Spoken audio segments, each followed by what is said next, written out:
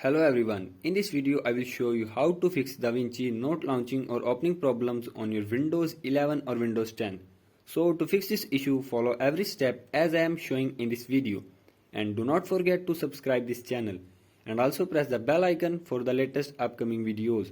Hope so this will fix your problem and help you a lot.